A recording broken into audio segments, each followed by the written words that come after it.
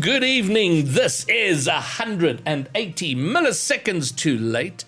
The SSA Rocket League podcast, which I'm doing live tonight because doing it the other ways hasn't worked as well. And we've just seen the conclusion of the first season of RLCS in 4 SSA. Our first season, it came as a massive surprise to all of us, but I think overall we did really, really well. And I thought to have a conversation about that. Who better to come and chat about how they felt the season went, what was good, what was bad, what are our hopes and dreams for the future? We would have Happymeal and Snowyy, who's now... there's Happymeal's camera. There's Snowyy's camera. They're here. They are here. Snowyy, Happymeal, good evening, gentlemen. Hello. What's happening? Good evening. How's it, guys? So it's been 4 days. Happymeal, will start with you. Do you feel like you've recovered from what was actually a really epic weekend? I think so. Yeah, I think it's commonplace for me at least to, as soon as we win one or like do really well in the tournament, to look towards the next one. I mean, it's great to like, be proud and recognize the achievement, but if you sit there too long, complacency starts to creep in. So I as soon as we win one, and I take a day or two, and then I'm prepared for whatever's next. So yeah, I'd say so. Okay, so I mean, but it's been 4 days. I mean, you're allowed to at least 4 days of chill and be happy and take some time to reflect on what's been. No, that's true. Yeah, I mean, I haven't. So usually, like when RLCS is on, I'm playing. My hours are very high. Currently, they're a lot lower than they usually are. I'm taking it easy. I also will say, I put aside like IRL like responsibilities when RLCS is on, because it's it's priority to me. When after like RLCS, like let's say the split ends and there's like a 2-month break, usually that first like 2 weeks, I'm just doing stuff I've put aside. So that's what's happening now. So just doing all these things. So catching up with a bit of real life. Yeah, exactly. Seeing friends, family, just making sure I'm trying to keep a balance, because it's really easy for like it to consume me at least, the game. Yes. So, yeah.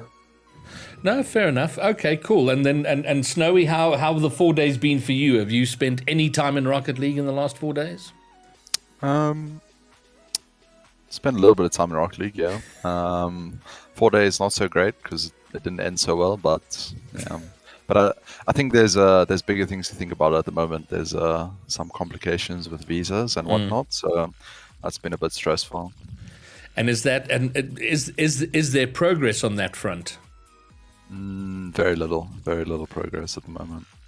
Okay, and has there been much coordination between Bravado and Pirates on a sort of a coordinated plan on it, or are you each trying to solve it, or how's that all going down? There's been a little bit of, we've definitely talked with each other about the process. The thing is, they're like about 2 to 3 weeks behind us on the process. So they need to get through the first step, and then we can really see what's happening. That it's probably going to be, we're going to find the solution, or if there even is one, and they'll probably just follow the same path afterwards, should it still be available. Okay. All right, fair enough. Well, yeah, that is and it's a bit hard because, and for those watching who don't know what we're talking about now, there is an issue with the visas for the teams, Bravado and Orlando Pirates, getting their visas to be able to attend Worlds in August. Visa appointments are at a premium. The next available, I think, are January or February next year. So that's a massive spanner in the works. And there's the very real possibility that the 2 best teams of the region won't be able to attend Worlds. And so in preparation for this, I considered going, well, do we kind of can it and wait for that to get solved and then do the podcast? Or because it is a little bit of a dark cloud looming over things. But my thought ultimately was, well, whatever needs to be done is going to be done. So that will keep going. And but in the meantime, let's at least have the conversation and try and move forward if we can at all, if at all possible. So So that notwithstanding, let's assume that's all under control. Snowy, what are your overall impressions of the season we've just had? How it concluded on Sunday, and yeah, I know it didn't end the way you wanted it to, but overall, and I'm not just talking about you and your team, but the scene in general. How are you feeling about Rocket League SSA, Rocket League South Africa? Feeling very good about it, actually. Like you mentioned at the start, it came as like a really huge surprise, literally just out of the blue. And I think we got off to a slow start. I think no surprises there, given how short notice it was. But since then, it's just been building, going up and up. The quality is getting better, not just in production, but in gameplay as well. I'm seeing more South African players and Reunion Island players and other countries around SA than I've ever seen before. And yeah, I think it's just, we're getting more attention as well, international attention. I think viewership's going up. Everything is just on the rise. So yeah, feeling very positive about it. Okay. And Happymeal, your overall thoughts, impressions about the scene and what our inclusion in RLCS has brought? Well, I guess firstly I have to, say the same things as Snowy. Obviously I'm very impressed. It was very. I was very surprised to see the growth internally. It was ridiculous. I didn't expect it to be so. To have such a quick effect. I knew it would grow. I mean, obviously, you put money in, it creates incentive creates motivation, and that obviously just brings everyone else up. But I didn't expect it to be so quick. So I would say like I'm incredibly impressed. And overall, like it's just the community is backing this 100%. Yeah, I mean, it's something that I'd say it went from like being part of the Rocket League scene in South Africa was something very small, and you kind of had to really have a certain passion or even certain skill set to be part of, to all of a sudden like something I'm proud to be part of it, and anyone who comes and looks at it from the outside can see something like actually great and worth putting their time into. Previously we would get one good stream every 6 months of one like relatively big tournament for us. Now we're getting streams every month almost, and it's putting a lot of money and a lot of time, and it's just great. Honestly, it's really positive for us. And for myself, so yeah, I'm super excited. All right, well, let's talk about. And we're going to come back, because I think we'll circle back a few times as to what's happened in the season and what's come out, the changes, the improvements, all of that sort of thing. But I'm kind of keen to take up. You asked the question after the regional Happymeal. About what you'd like to see for next season, and your answer does differ. I mean, you ask just about anybody, and they say, "Oh, we need to have spots at the major," and you gave a view that, "Oh, maybe not. Maybe we're not ready for it, or maybe we don't deserve it yet. We're not even an official part of it." And Snowy, you probably weren't watching that interview, but No, I didn't see it, and that's fair enough. But I'm going to start with you, Snowy. So. For you, what is the ideal for next season in terms of what would make what we've just done even better in terms of our further involvement? Well, to start off, we need to be actually included properly. And I don't just mean major spots or bigger prize pools. I mean, actually have us in RLCS without the asterisks next to our region's name. Because I think that was a bit unnecessary, to be honest, for us to be the only region that had an asterisk next to our name and say we're not a full participant. So we need to be a full participant. I think I'd be a bit shocked if that setup continued. And then I think probably prize pool parity with all the other, I don't want to say minor regions, but let's say the regions that aren't NA, EU, perhaps OCE as well. So yeah. Spots at majors, prize pool parity, full participation recognized by Sonics. And then I think also just, for us going forward, I mean, that full participation would also have to include an official stream. I think that's also what hurt us this season. The fact that our streams bounce from channel to channel, from production team to production team. And I think it's pretty disappointing that, for instance, if you didn't like save the VOD of any of the earlier regionals, you'll just never see that gameplay again. Which, yeah, I mean, hopefully that changes for next season. You know, you wanna save that history and make sure that it's there for anyone to find it should they look for it. And hopefully we have a consistent production team for the whole season. I think that would be immense for the region. We saw what the Coliseum did. I forget the name of the production company. The Dream Team. Dream Team. That's it. The Dream Team. I think they did an amazing job for all the regionals that they worked on, and it would be great to see them from Regional 1 all the way to Regional 9 if that's the same format again. But just, you know, a consistent production team the whole length of the season, and all the other factors that I mentioned as well. I think that's really the direction we have to go in. I think if we don't go in that way, it won't be good. It'll be a bit disappointing. Fair enough. Now, your view on that, and I don't know if you want to recap what you said on Sunday or what your thoughts are, Happymeal, but just following directly from what Snowy's just said, do you think what has happened in terms of our improvement, our participation, what we did, and how we approached this whole season, do you think we've done enough to convince Onyx or ESL, whoever makes these decisions, that we should be a full participating region next season? That's a good question. I think again, I have a pretty controversial decision. I mean, I think maybe not. If you look at the regions like APAC, they weren't really called APAC. I think that was the region Sonics gave them. But APAC and MENA, specifically the Middle East, they were doing a lot. Like, when I say a lot, I mean there were huge tournaments there. There were their own production teams, and there was this. I don't know if you ever seen it, but there was like this league that the Japanese, or I think it was just the Japanese.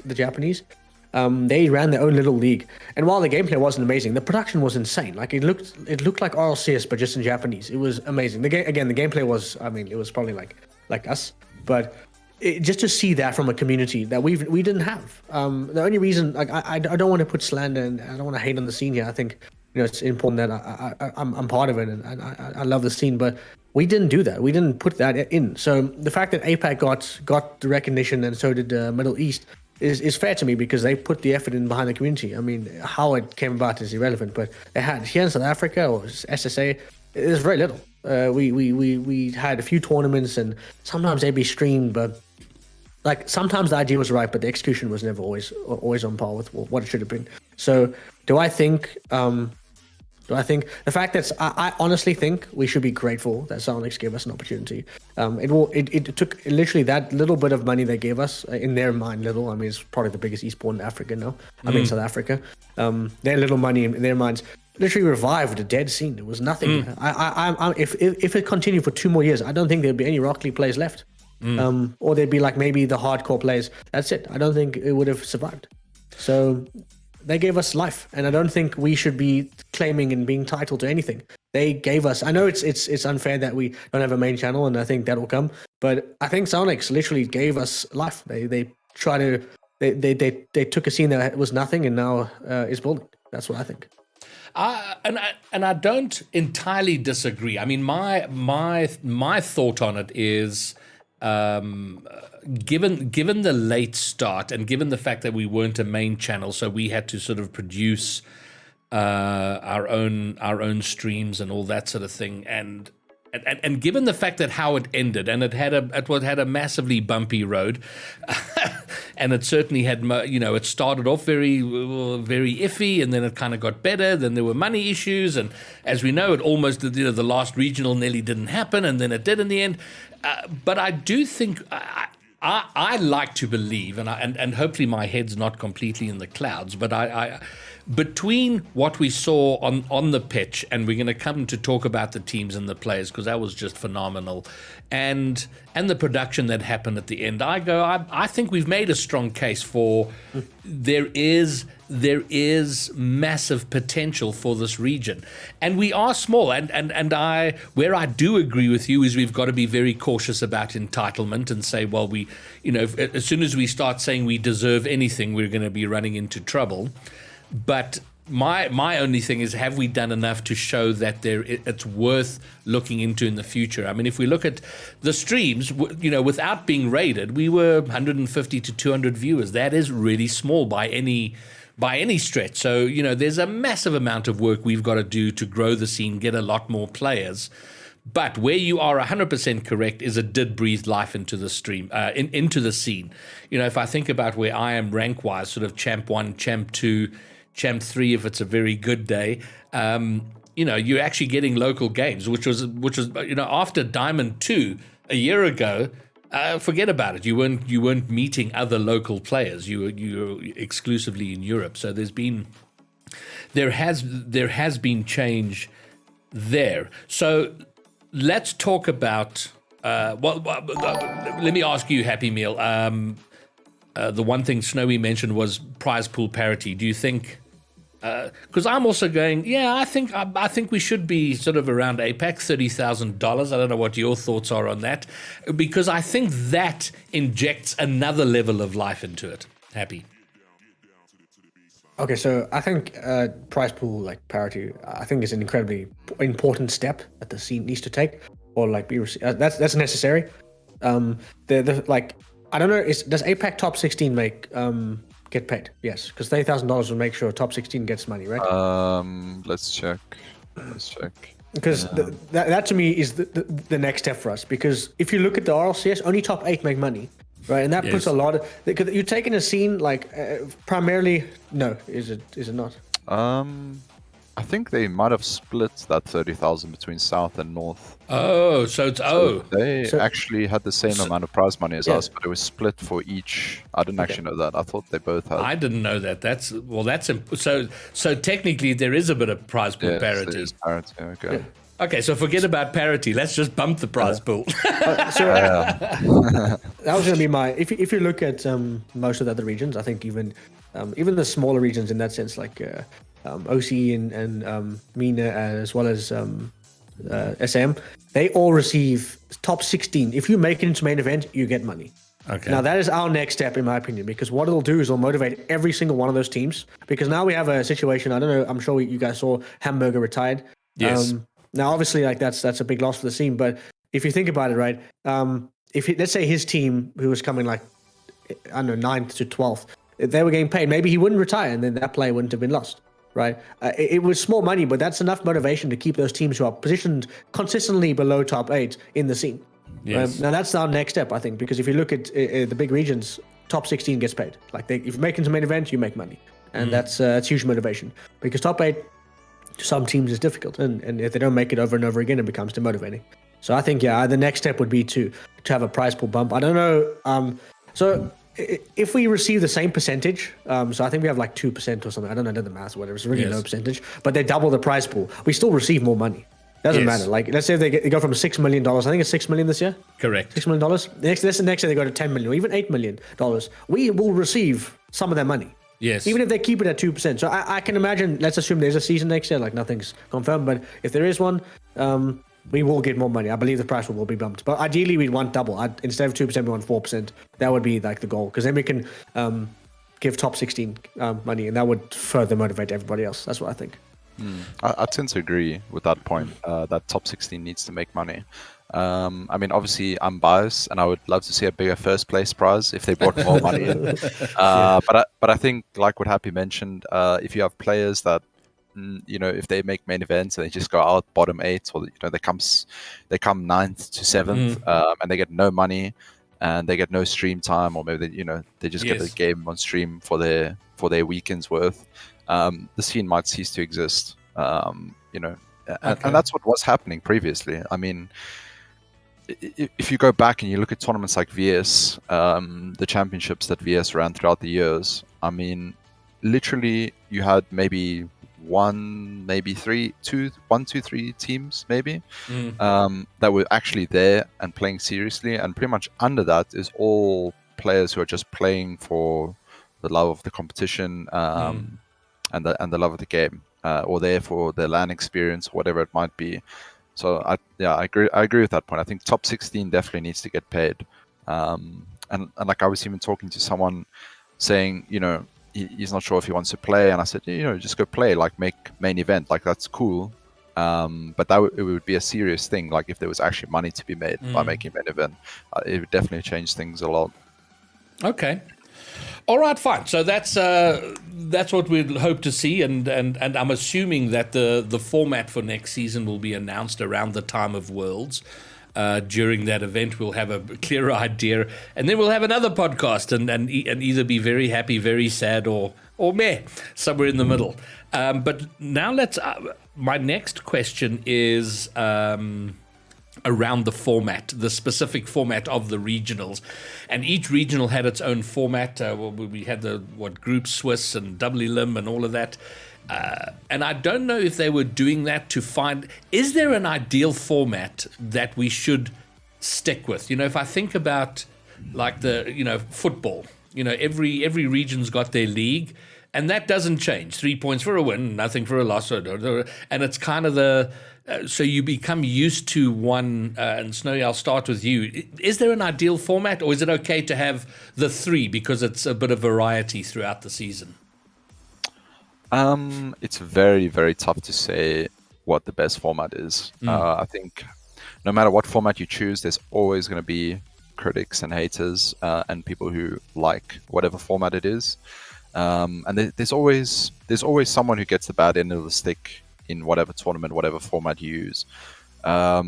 Ultimately, at the end of the day, if you just play well, you're going to come out on top regardless of the format. But I have to say, I actually like the fact that there's a format change. It keeps things a little bit fresh throughout the season. I think for instance, if we played Swiss into single limb the entire season, or we played double limb straight bracket the entire season, I think that would have got a bit boring. So maybe it was a scouting exercise that they implemented this season, and perhaps it was just to keep it interesting throughout the season. I tend to like that. But if I had to choose one format, I think having played Swiss this season, I really enjoyed Swiss. I think that's a good way to start off the tournament, have it replace essentially a group stage. You have Swiss instead. The format that we played in the first split was Swiss into single elim. I think perhaps you could do Swiss into a double elim. Because that was my next format that I was going to mention is double elim. I think double elim has kind of stood the test of time. I think that's probably the most widely used bracket, let's say. And I think double elim, it gives any team the best chance. I think it's probably the most standard. The problem with double elim is the seeding, because obviously you seed straight into a bracket. So that's why I say something before double elim groups.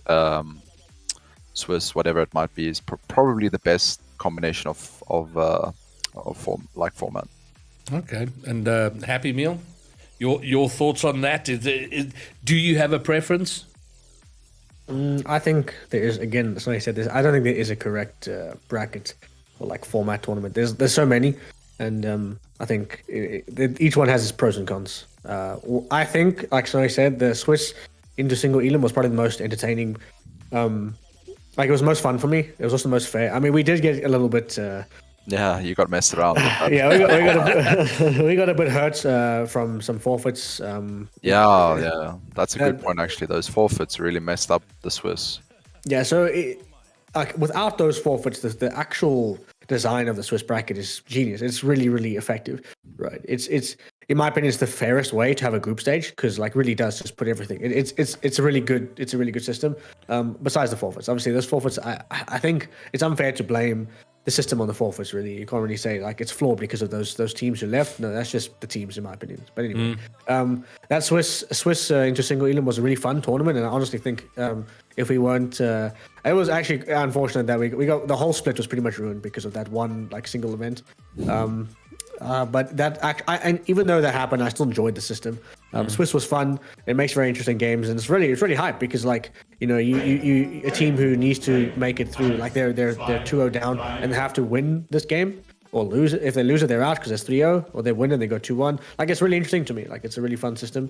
But yeah, Snowy said maybe into a double elim. That would be genius. I think that would be. I've never seen that system before. A Swiss into double elim, but I think that would be a really nice tournament. It would also give more game time because the thing about like the double elim brackets is even for Swiss, because it was a bracket on Saturdays, right? So Fridays group stage, Saturdays first round of bracket. The teams that make it up into the upper bracket, they only play one game on Saturday.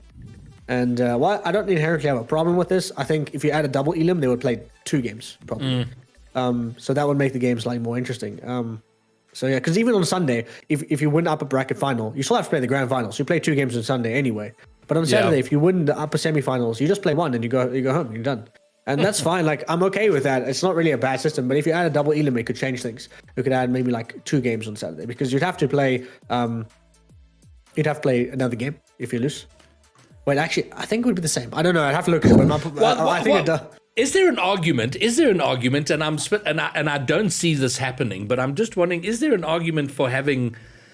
We're doing this Friday, Saturday, Sunday. Is there an argument to crunch that a little and have, Saturday is always busy. With whatever format it was, Saturday there were lots of games. But do you know what? It's the streaming. That's the problem. Is how do you stream all the games? Sorry, that is okay. Because I was about to say you could absolutely fit it in to a smaller time bracket, and the players would enjoy that more, but you wouldn't be able to run production properly. You would cover a lot less, or the days would be a lot longer. You would start early in the day, and obviously that's not great for viewership. So yeah, that is a problem.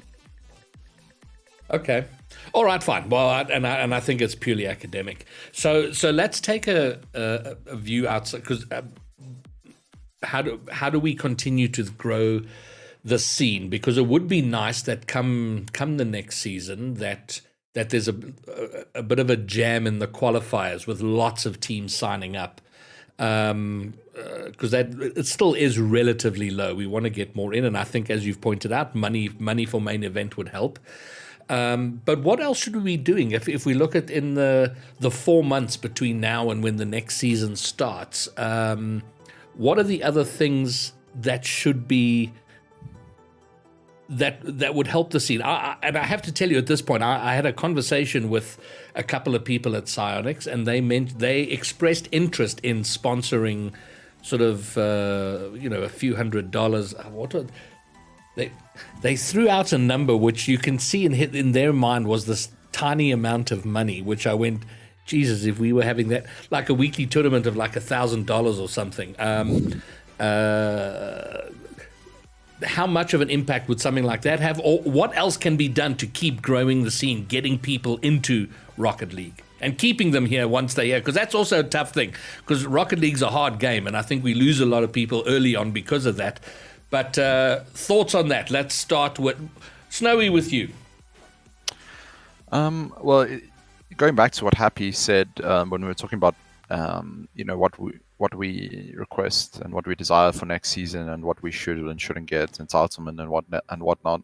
I think an important thing that we can still do, even though we're included in RLCS, I think we can still have more purebred South African tournaments where there's no outside help. It's just it's original South African, and that's where we've really lacked over the last few years. And it's just the right people doing in the right place doing those tournaments.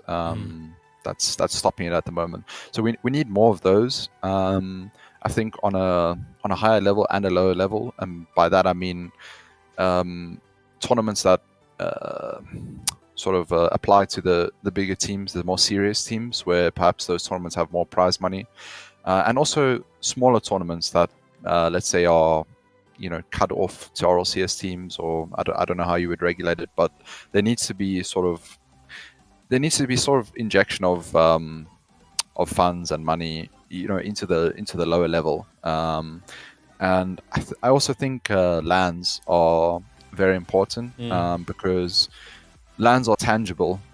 So if you have new players joining Rocket League locally, if they watch a stream and they see a LAN in Joburg or Cape Town, I mean that's something that will excite people, and that's something like, wow, I'd like to go attend that, I'd like to play that. So I think those kinds of tournaments are definitely huge motivators for any players in the scene. And if we could have some kind of weeklies with a big prize pool, that just helps no matter what. But yeah, I think it needs to be, like I say, purebred South African tournaments. We need a lot more of that. All right, and Happy, anything you want to add on that? On how do we get more greater interest, more people getting involved? So I think if you look at if you go into any country in Europe, like literally any country, type in that country's name and then Rocket League tournaments. That country specifically will have more tournaments than South Africa has, right? Now, obviously RLCS and I'd say RLCS mainly is like the biggest tournaments, like the pinnacle of playing Rocket League in Europe and America, around the world really. It's the biggest tournament. But if you just, let's say you check Germany or Polish, like Polish tournaments, there's a Rocket League there. There's probably a couple of them. There's a league. There's probably some tournaments. There's these things keep the players who are in like the bubble scene, if you want to say that, they keep them motivated, because where it's really competitive, you can't just make RLCS like every weekend. I mean, look at Europe. Like that's probably the most competitive region in my opinion, right? America is definitely getting there, but Europe is insane. All those rosters are like just world class, and then some of them don't even make the main event. Those players, they sign up for that long before they ever make the main event. They have to work towards that long, like thousands of hours before that. How do they get there? Well, they have to start somewhere. Smaller tournaments, local competitions, leagues, and perhaps even lands. I mean. Snowyy and Zebra went to it was a LAN event, and it wasn't even like an RLCS event. It was a community event, right? Yeah, it was organized by the community and sort of like fulfilled by the organizers of the event. That's amazing. Like just the fact that I heard about this, and it sounded like it was more what that was bigger than any LAN event in South Africa. Just hearing that he went to something like that, and that's accessible to a lot of players, not just the best of the best. Like anyone can sign up, right? I mean, it was. Well, I don't say anyone, but like it was much easier. There was much more accessibility to something like that than RLCS, which in my mind is the elite. Right, relatively the elite. It's only the top of the region make it. So yeah, the next step for us is for our local orgs, and this is something that I think is important, that they need to catch on quickly. That they're being outclassed by a international organization who's putting 2% of their prize pool into the region. Our local scene must catch up, and I say it like this. I'm a little bit frustrated with their like nonchalant attitude towards Rocket League, especially considering like for the whole year it's been the biggest esport in the country for the last 9 months, and very little has been done about that. They're just allowing Soundx to take over, and that's fine. Like it's good for us, but it's bad for the scene. Yeah. It's bad for the low players. For us, the top players, yeah, it's great. I mean, we get more money, but for the smaller players, it's not as good, and that's the next step. We need community involvement, and I don't just mean tournaments. I mean we need like Greybeard, what you're doing here. That's community involvement. We need others. We need more content creators. We need we just need generally a step up from the community, from the bottom levels. And what's something that I really appreciate is the VS High School League, and I see ACGL is running a varsity league as well. That's very important, and I hope they keep those up, because it will really inject skill and talent into the region. Not now, but soon, maybe in a year or two. But it's incredibly important that we keep those up. But that's just the beginning. We need way more. I mean, we need to be able to compete in leagues. And then here's my last thing: off-season tournaments for the top teams. Having us sit around for 4 months, like that's fine, I guess. But really, we need something to keep us active, because then what it does, right, is allows teams who are not really entering RLCS all too often to try and compete for those tournaments and see how they stack, and it just gets experience. Because if you're only having RLCS, like it's not really fair. Like, that's the top tournament, and the teams that have experience playing RLCS will generally do better than teams that don't. But if you give them more opportunity to do well, they learn, and they can become like they can get the experience elsewhere. But by funneling all the good teams into one tournament, it really does have a bad effect on the lower teams, in my opinion. So that segues into a question I have, and I honestly don't know if this is beneficial, and I'd like to get your thoughts on it. So when I was getting into casting, I was looking for casting opportunities and discovered what you've just mentioned, Happymeal. You go and look in Europe, there is so much Rocket League going on there. And there are these massive community leagues, which are huge. They're getting what are we? I think it's like 16, 32, like 32 teams per division, and there's like 6 divisions. I mean, it's ridiculous, and it's all sort of classed into your general MMR levels.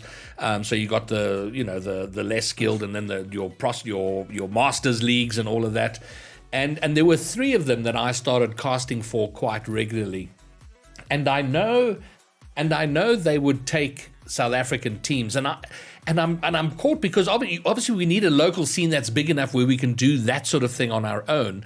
But is there value in South African teams signing up for some of these leagues? And I'll start with you, Happy. Would that be of any value to sort of be in some of those leagues, playing on the shitty ping and all of that jazz? Well, okay. So you're saying like signing up for international tournaments? So I think it's tough for me because like my argument is that most players in South Africa can't get SSL in 3s, right? And if you're going to play these big teams that are probably like 2,000 MR, I mean, some of those players, before you go on there, sorry, some of these community leagues have several divisions. So yes, their top division are SSLs, but it sort of goes from sort of Champ 3 working its way up. So a team of Champ 3s could get into one of those leagues and play at that level. Carry on. It's tough for me to say yes or no. I think there is some benefit. I think firstly you learn tournament experience. I mean that is crucial. I think there's very few teams actually. If you just look at our bracket for the RLCS, like how many consistent placements are there? Besides, I don't mean to sound like this, but besides Bravado and Pirates, there's not many consistent placements, right? There's all over the place. That inconsistency is it's not just mechanics. I mean, it is like the actual like on paper performance, like how they play on the day, but it's also like how they deal with the pressure, and there's a lot of factors that go into that, and that's something that we need as a region that will just grow gradually. You will definitely gain that experience from playing those European tournaments. But something that was once said to me was why, like, we could theoretically go scrim European professional teams. I mean, obviously they have to agree to it, but we could theoretically do that, right? Like we could ask them, we're top SSA players, come scrim us. I mean, why would we do that? We can't even be like, there's no 3 players in one team that are SSL and 3s right now, right? So that's the highest rank. Why would we go play against professionals who are like better than those SSLs? Like we just play ranked. I mean, it's an equal experience. I know it's not quite the same because it's a much more like organized team. But if you're the organized team playing ranked, you should theoretically do well. But we don't, and I think it's partially due to the ping. I think that the ping really kills it, and not necessarily just the skill. I think you could argue that it's like a simple mindset change. Be better on the ping, and you'll be better when the ping's like away. But it's more just about like the motivation, the want to play. My biggest like I don't play ranked very much, and the reason being is because I hate it. It's not the ping that sucks. It's just a demotivating factor that there is ping. Every mistake I make or every beat that happens, like I have to argue with myself and reason. It's exhausting. Like, was it the ping or was it me? Inevitably, I'll just call it like the blame on myself. But like, that's not something I want to be dealing with. I'd rather just have it like cut and clear. Like, it was me. There was nothing else in the way. And that's why I think those tournaments, they're kind of a hit and miss for me. I would never personally compete in those tournaments just because of that. You wouldn't learn enough there. But I think some teams could benefit from it, especially if all 3 players are on the same understanding that the ping doesn't matter and we can move past it. I think you could learn. You could definitely learn. Snowy? It always comes back to the ping. I think really we just need to create those tournaments for ourselves locally. I mean, when myself and Zebra were in EU, we were playing those weekly tournaments all the time. I mean, we're sometimes playing 2-3 a week, and it's really enjoyable. It keeps us busy. And for instance, I don't know if this tournament still runs. I don't think it does, but we were playing a tournament called ESM back then. And we were playing it every week, and we were playing, like really good like bubble players, sometimes RLCS players. So the experience was great, but the thing is we were in EU, so we were playing on low ping. And also with those tournaments, there's no roster locks. So we would very rarely play with the same roster twice. It's just like, who's available on the night, let's grab this guy and we play. And that's super enjoyable. And also just going back to what Happy said earlier is like, the off-season tournaments. I mean, during this season of RLCS, the breaks between the splits were literally just dead, completely dead. There was nothing going on, and I mean, it was really boring. It was so boring, literally nothing to play. So that's where those tournaments would sort of fit in, I would think. And then just getting back to the ping, it's just not enjoyable. Period.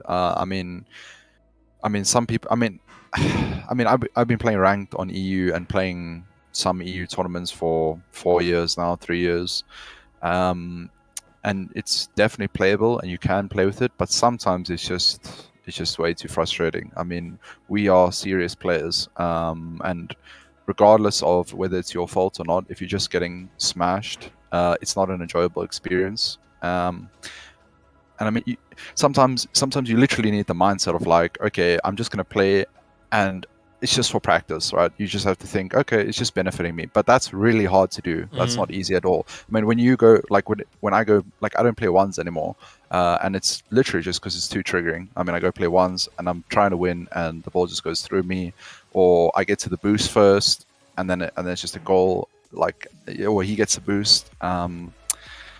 It's just terrible, and I think that's what limits that at the moment. I mean, hopefully connections can improve in the future and at least bring it down to like 100 ping. That would absolutely fix the problem. Because when we were in EU, we also played some NA games, and playing on 100 ping is totally fine. Okay. So yeah, it just comes back to the ping. That's all.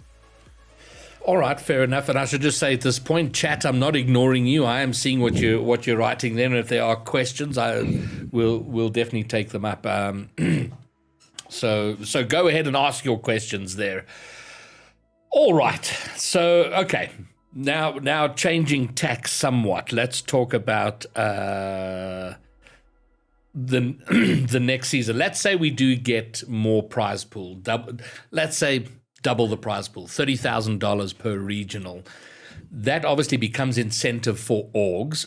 I think already orgs, we saw Bravado arrive into the scene. We saw Nibble toward the end, ATK, others, so there was org involvement, and we certainly need more of that.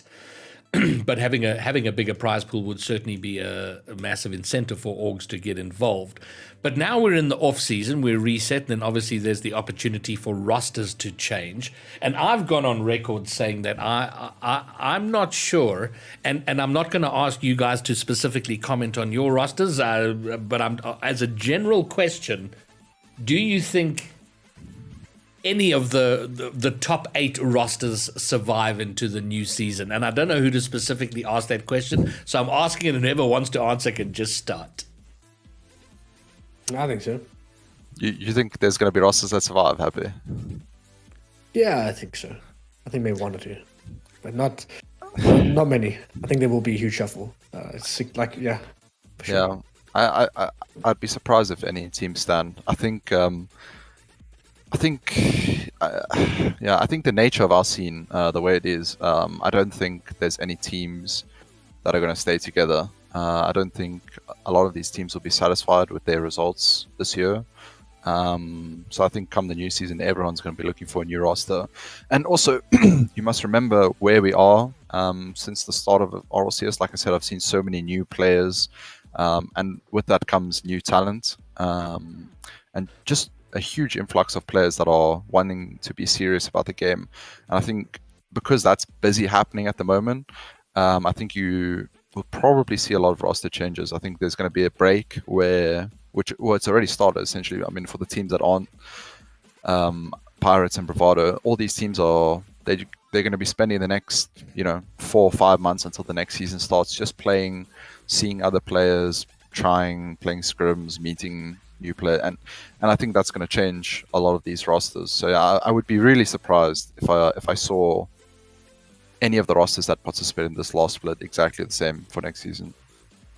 Well, I mean, there's a number of factors, because it's not just rosters being unhappy with their rosters particularly and going, we can find someone better to replace our third or our second or whatever. But I mean, if there are new orgs, if a new org comes in, they obviously want to put together a team that can win.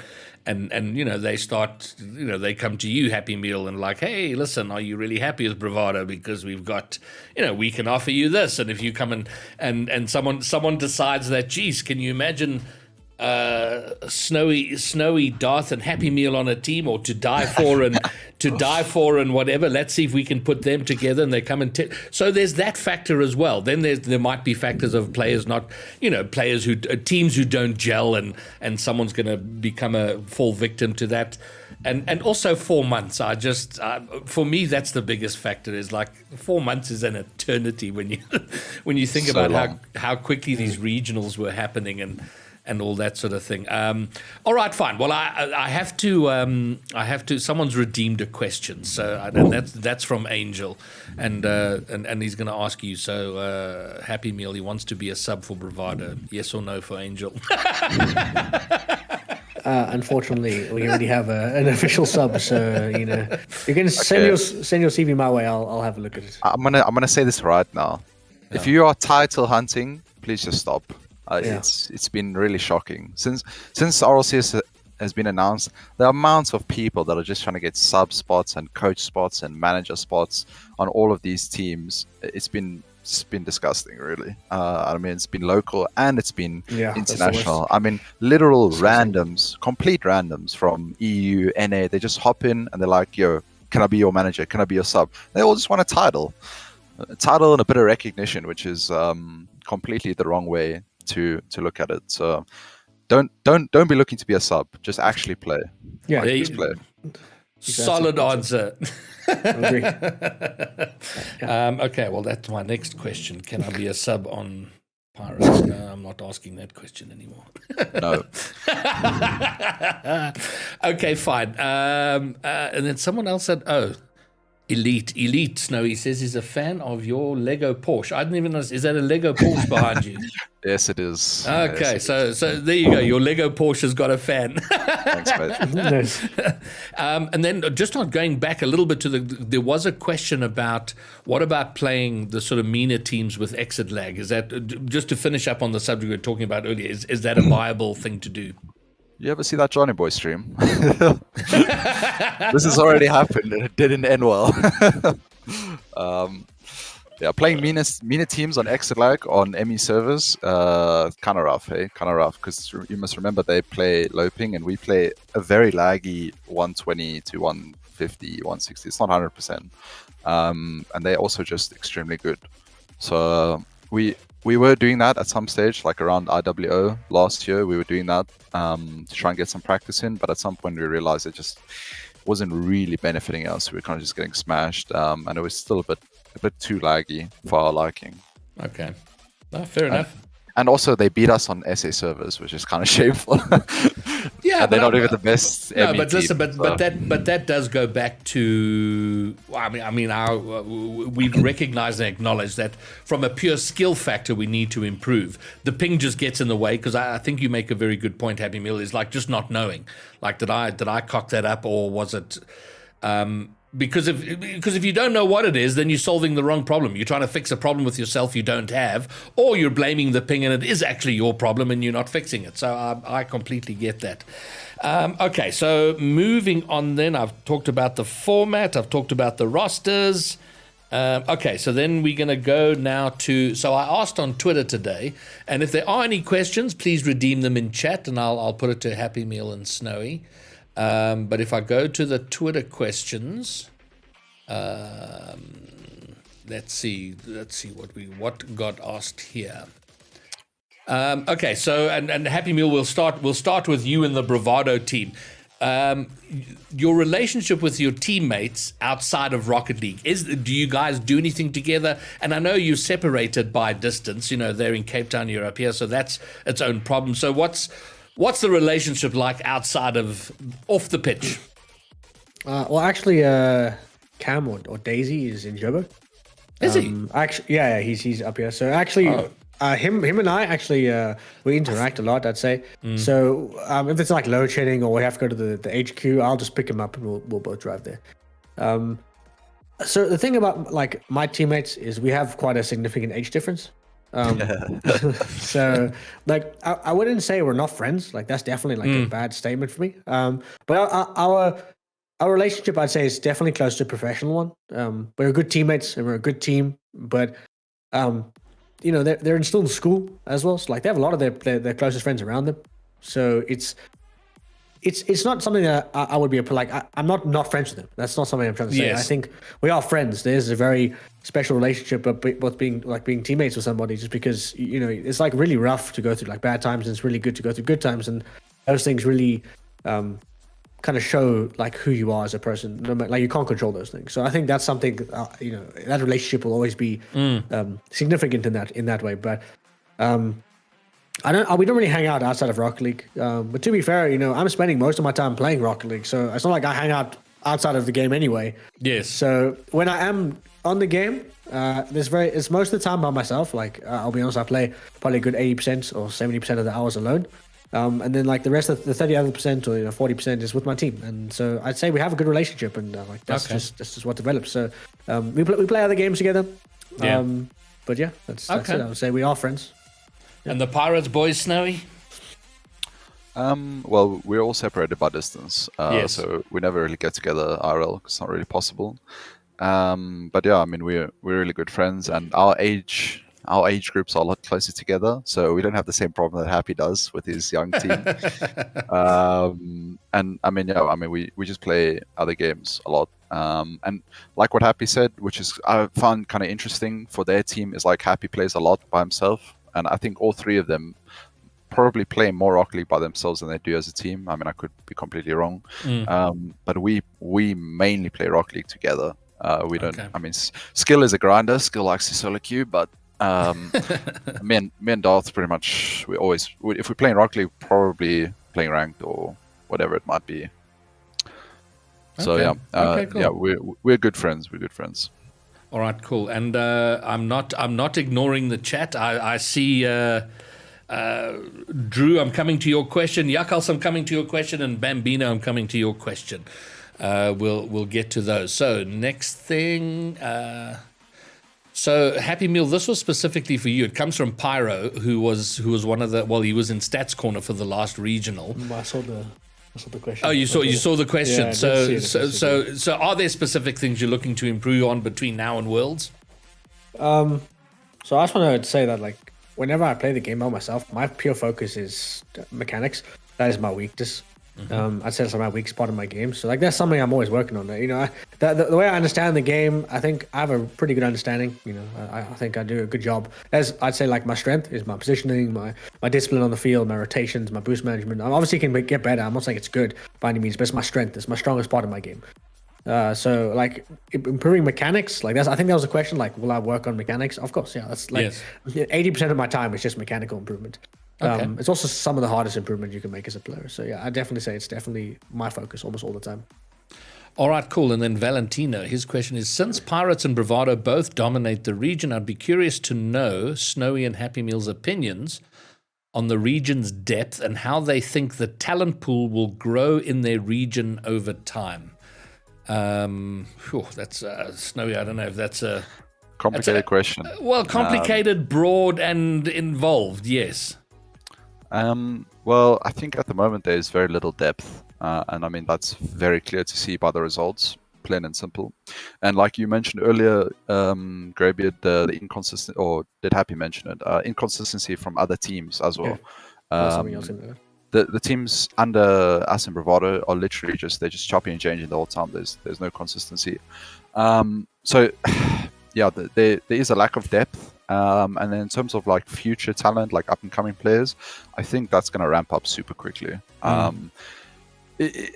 could be wrong on this because I'm an old school player, and I don't play a lot of like, let's say SA casual, or I don't see a lot of SA players. But when I have seen them, and when I have on odd occasion played SA casual or queued into ranked games on SA at lower ranks, the players impress me. Like they seem really good. They seem a lot better than the rank that I'm queuing into them at. But like I say, I'm an old school player, so I don't know if it's just like the modern era of mechanics that's like making them look better than they actually are.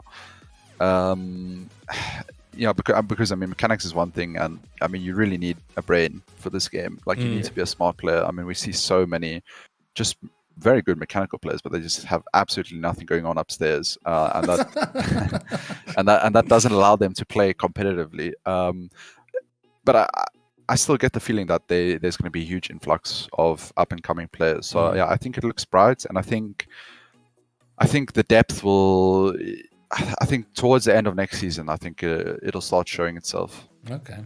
Anything you want to add on to that, Happymeal? Yeah, I'm not going to name any like individual players. I just don't think that's fair to anyone. But Name them happy. no.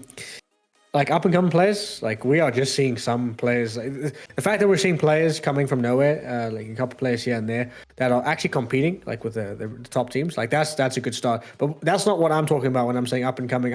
I think like when an up and coming player is, he's like.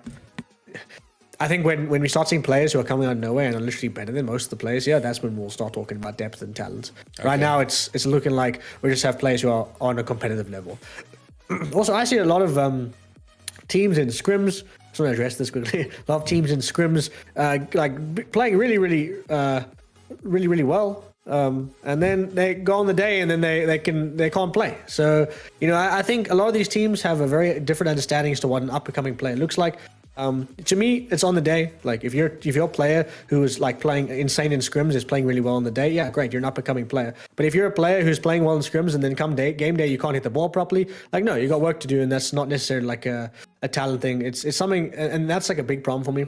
So just I don't know. I have no names right now because I have a lot of good scrum performances that I can mention, but that's not really where it matters. I'm talking about on the day performances. Nothing's really stood out to me like completely, besides like the players that we already know. So yeah, the experience is lacking very heavily, and that's going to add towards the depth. As soon as we start seeing like a consistent top 3, 4, 5, that's until then the depth is still pretty shallow right now. Well, I could mention 2 names, and it might seem silly to mention these 2 players, but both your teammates, Daisy and To Die For, have pretty much both moved themselves up into T1, T2 area, and I mean proven winners this season, and even though me and you would have seen them playing for about a year or so, maybe a year and a half, I mean it's still kind of out of nowhere in the bigger picture. So yeah, those are the 2 players that come to mind when we talk about this topic for me. Okay. But I think it'll keep happening. I think there'll be more players. I think so too. All right, cool. So, oh, excuse me. All right, so to the chat questions. And Angel, you've asked the question a couple of times with regard to fight night. It was supposed to be tonight, but Snowy was unavailable last night. He refused to ditch his girlfriend on her birthday to come and do this podcast. So we couldn't do this last night. But I really, really wanted to have this chat. So we're going to move fight night. It is going to happen, and it will continue.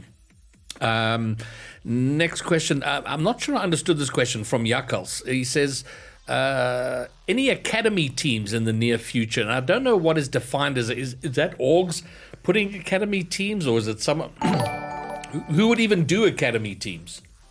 Yeah, I think it maybe means like academy teams to the winning orgs or to some of the top orgs. So like ATK, Bravado, Pirates had an academy team maybe. Okay. I don't think that will happen though. I think the scene is too small for that.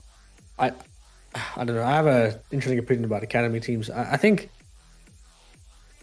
it's in like, I guess, in really established sports and the professions. I think it's okay.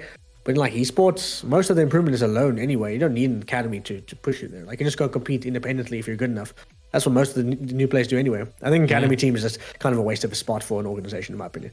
Yeah. Like it's not really worth it. Academy teams are kind of, it's just, I don't know what the purpose of them. I see a lot of organizations have like 7 teams, and I'm like, okay, I don't know why. Just have one good team, and then everyone else can be independent. I mean, it makes no difference, right? Like it's not like the org is going to do anything for that 7th team, really, besides like maybe tweet out their tweets. But they can do that themselves. That's fine. They're not going to improve them. It's not like they're going to get the best coaches. Like that stuff can be done independently regardless. So I don't really believe in academy teams in esports. So I don't think that'll ever happen with the big orgs. So, okay. I think the problem with academy teams, and I think this has kind of shown itself not only in Rocket League but in other esports as well, where academy teams are sort of set up with the idea of filling those academy teams with players that are up and comers that have a lot of potential, and then with the theory being that once they reach their potential or just about that academy team will have a guide, a way into the upper team of that big org that's already an established team, and they take a spot on that roster. But what so often happens is they'll have an academy team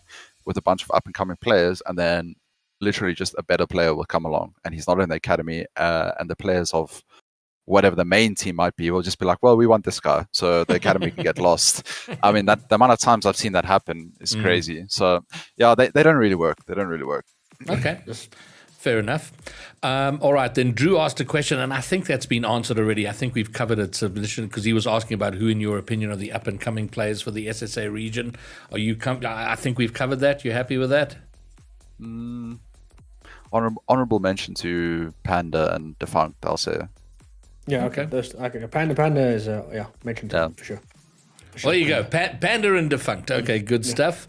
And then Boy Bambino. What are your thoughts on six-mans for improving? Ooh. Okay, well, go Snowy. Yeah, so six-mans is fantastic. Six-mans is absolutely one of the best places to improve, and to improve specifically in a tournament setting. Not a tournament setting, but in a competitive 3 setting where you're coming with your teammates. It's a series, not just one ranked game, best of 5. So yeah, six-mans is amazing, but if it's done properly, which has yet to be the case so far in South Africa. Okay, all right, I might come back to you, Snowy, but Happy, your thoughts? I enjoy six-mans, like the actual, but I find for the improvement I'm looking for, I don't think it's effective enough. Because the thing is, when I play Rocket League, it's very rarely for like fun, enjoyment. It's more just I want to be the best I can be, and whenever I'm wasting an hour not doing that, I feel guilty. And playing six-mans, in my opinion, is 45 minutes to an hour of not direct improvement.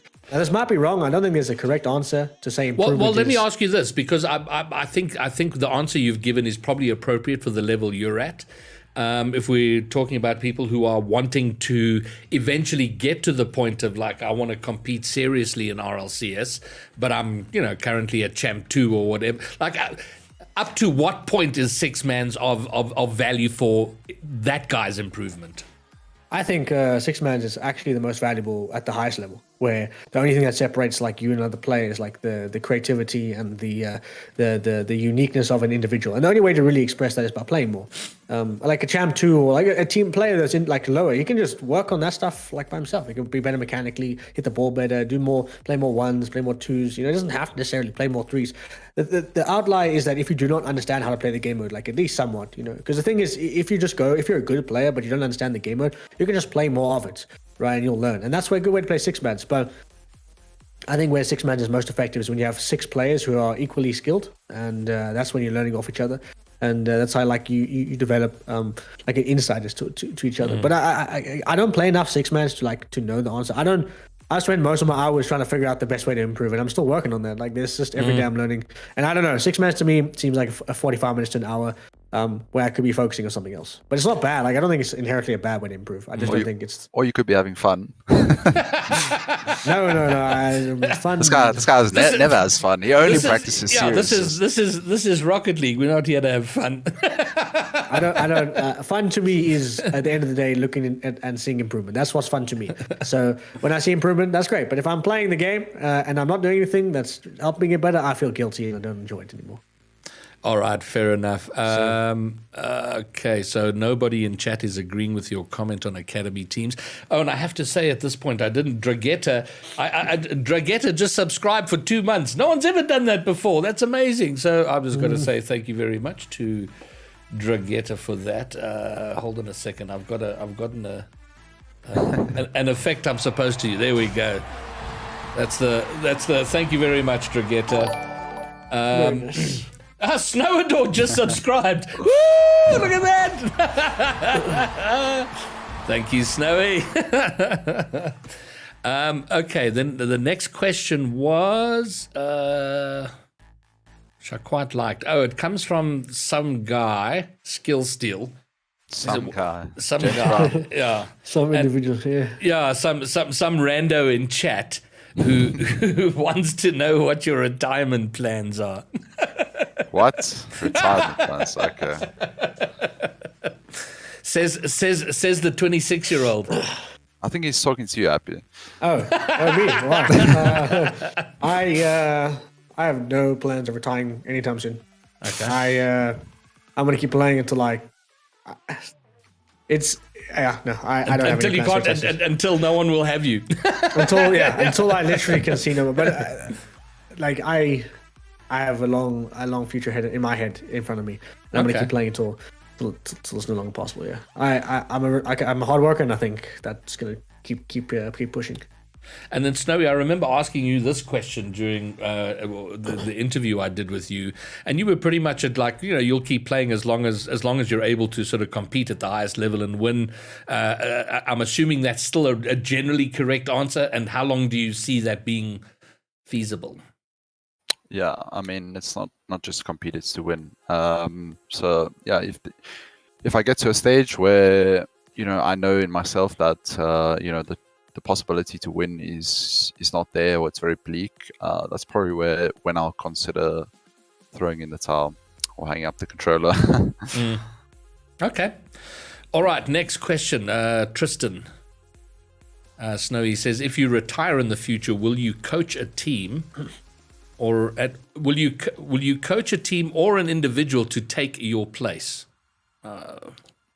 I guess the question broadly, do you see yourself being involved in that at that sort of level, or in that sort of role? Yeah, I could definitely see myself being in that kind of role. Should I retire, I could definitely see myself staying involved with a team of individuals that I'd like to see keep winning, and sort of continue the legacy of whatever team or org it might be at the time. And that could be the same for an individual. If there's someone that I'd like to support and push on to do good things in the game.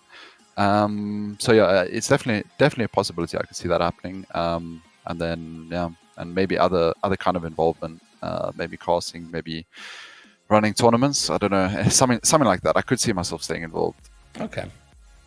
If the opportunities and the money is good. Okay, cool. Yeah. All right. So this is a similar question Gore is asking, but in a slightly different way.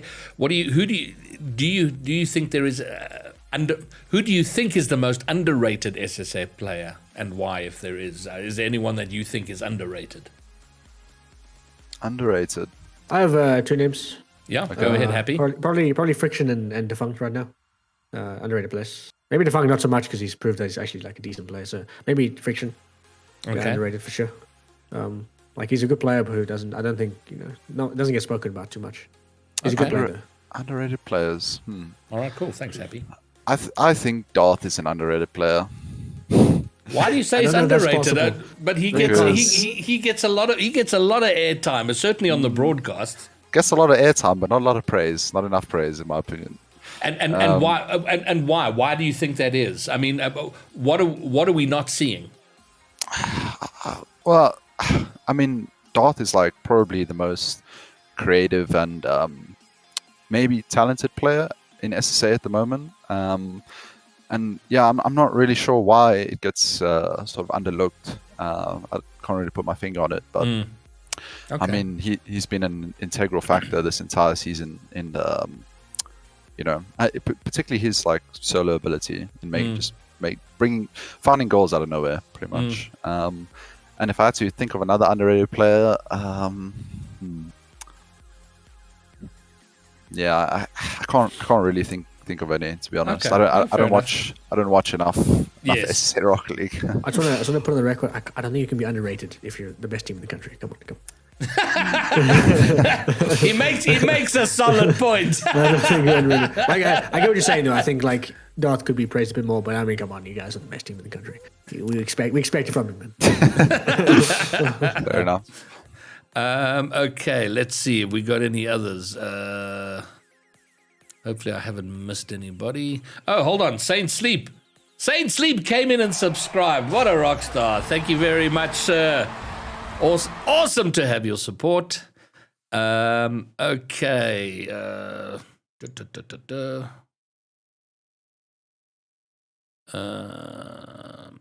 Okay, I think that about covers it. Unless there are going to be any more. And then let me check my notes. I want to make sure. I was making a bunch of notes before we started, but I think that about covers it in terms of it's going to be very interesting to have another get together and a chat once we know what the new formats are, and once there's a like a real run at new teams for the season, because I do think there are going to be changes, and I think many of them will come unexpectedly because of a number of factors. When you think about, if I asked you the question, Happymeal, and said, "Oh, is your roster going to change?" You're probably going to say, "No, of course not." But there are so many factors that we just don't know about that may or may not happen, or whatever, that come out of the blue. I mean, one thing that's definitely been highlighted for me this season is, when it comes to high-level competition in a broad sense, not just as we've discussed, we're noobs at this. We've been through. We've never been through roster mania. No one's given a shit about that in this region. It's just been too small. Who cares? So we had, and I really enjoyed doing that podcast. It was the most fun for me because it was something that's never been done here. And I want to help make rock stars out of the local players, and we do it by having these, highlighting them. And this guy's going to that team and this team, but we're completely new at this, and for the most part, we're kind of figuring it out as we go along.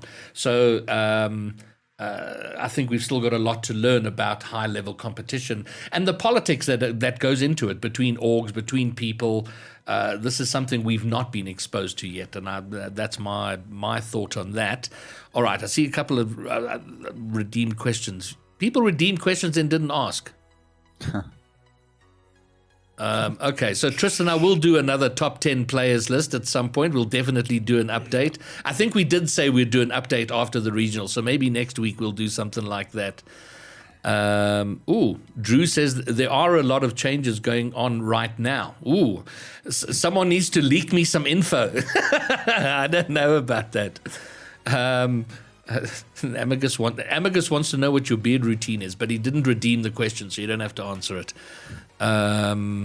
Okay, fine. That is. Look at that. Okay, so espionage is gonna give us some info there. Okay, good. All right, well, gentlemen, this has gone on far longer than I thought it would. I thought we'd be 40 minutes. We've been going for nearly an hour and a half. So I think we've exhausted the topic. But let me say this as a spectator to all of this, having been involved in the broad, I have had the most glorious 9 months watching the scene grow and watching all the dynamics of it, and watching Bravado, you guys, catch up to, chase down the Pirates, and then Snowy. I mean, I've been a fan of the Pirates for a long time, and it's been an absolute joy to watch, and it fills me with a lot of optimism that there is a future for us. And yes, there's a lot of uncertainty, there's a lot of growing pains, but we're on a road that we just never thought we would be on, and it's remarkable that we are on it. And watching the two of you, you and your teams, duke it out this season has been an absolute joy. And Snowy, I know you're more than a little irritated with the result, but the sheer entertainment value and the exhilaration of watching you guys play is just amazing. And the two of you, with whatever the scene ultimately becomes, I hope that the two of you, and when I say the two of you, I'm talking about your team. So Snowy, Darth, Skill Steel, Happymeal, To Die For, Daisy, you will go down as the legends who carved a path in the early days, and I want to thank you both for your commitment to the scene, for the commitment to the game, and doing what you're doing. And Happymeal, I hope it's a long time before you retire, and Snowy, I hope it's a long time before you do, and that you guys will continue to play a role in this community, because it is so incredibly important. And I will leak to you here, someone has gotten in touch with me who wants to script a little mini film, a little video or whatever about the Bravado Pirates rivalry. So that should be a lot of fun, and the history of the team and what played out this season. Anyway, so that's enough gushing from me. But that would be a good film. I think it'll be an absolute epic. But it has been a thrill ride for me to watch your two teams. And I do have to say this. I don't think, yes, I understand being a player is hard and playing at this top level is hard. But we talk about underrated players or underrated things. No one truly appreciates how exhausting it is being a caster watching the two of you. It is. I was exhausted. I have to, after Sunday night, I normally sleep in fits and starts. Like I'll wake up at 3 and I'll be up for an hour or so, then I'll sleep some more. I went to bed and I was dead for 8.5 hours. I saw nothing until 8.5 hours later. I was so tired. But what a thrill. Same, I'm sure. I won't lie. Sunday I slept really well that night. I was dead. Yeah, but it's been a magic ride, and I hope you two are involved for a long time, and thank you for taking time, for being here, for giving us your thoughts, your opinions. They're important, and one last gush on the two of you. I've seen a lot of player interviews. I've interviewed a number of players in a number of tournaments. I've seen a number of interviews, and I think the two of you, the way you represent yourselves, your team, and the scene here to the world at large in your interviews and your public appearances is remarkable, and for that, congratulations as well. Now I'm gonna shut the fuck up and say to Snowyy and Happymeal, Orlando Pirates, and Bravado, I know we have a looming crisis with the visa issue, but I'm going to assume that gets resolved. And I wish you the best of luck in your endeavors in Dallas. And I mean, what an experience! At the very, very least, you guys are going to have, I hope, the time of your lives up there. Thank you. Thank you. Thanks for having us. It was a good talk, and thanks for casting our games and being our resident regional hype man, content creator. An absolute pleasure, and long may that continue. Okay, good. We're going to bring it to an end, and we are going to do raid. We are going to go raid Pyro, who's the American casting for us. He was in Stats Corner. He's such a massive fan of this region, and he recently went. He's recently gone full time with his streaming, and he's live right now. So I think it's only fitting that we go and give him a fat SSA house it as we go and raid. But guys, once again, Snowyy and Happymeal, thank you very much, and everybody else who came to hang. But I think now we're going to go and raid. If I can figure that, it's still okay. So we are going to go in 2 seconds. We're off. Peace out, guys. Cheers. Bye-bye.